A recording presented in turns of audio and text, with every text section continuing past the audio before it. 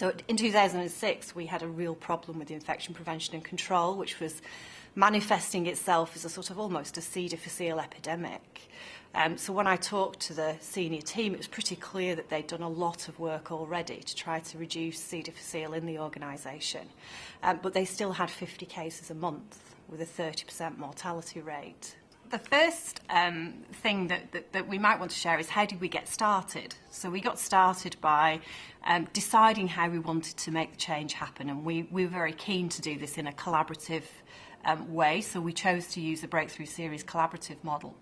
And many of you will know that that involves bringing all of the frontline teams together in a room for a day and then having some time to test changes and then bringing them back together on 2 more occasions. So on the first occasion, we were interested to hear what the entire community had to say.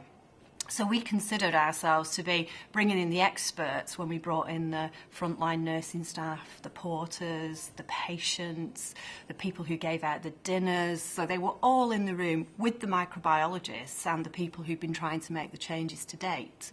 And we talked to them about what we should expect, what should we see, you know, what would be the expectation in our hospital in terms of performance around C. difficile. And we gave them the very strong case from the evidence and from the literature that said it's really hard to do, but here's what good looks like. And there was a really formative moment where a porter stood up at the back of the room and said, I've listened to everything you've got to say, but I'm afraid that my family use this hospital and I can do something about this.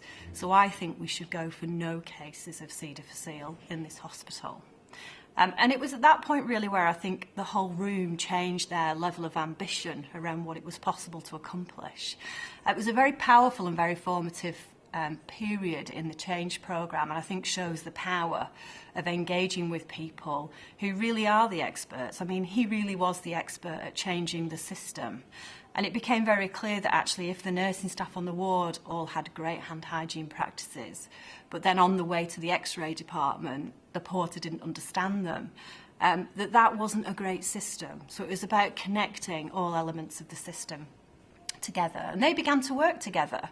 And interestingly, the transporters were part of the most buoyant group in the entire organisation. So they developed something called a ticket to ride, which was a basic checklist of things that they wanted to ensure every patient had when they were picked up from the ward and when they were dropped back off. And it included a whole practice around cleaning the equipment that the patients who had high risk or who had infection had been using to protect other patients. And the viral nature of their enthusiasm was something that I hadn't actually really understood.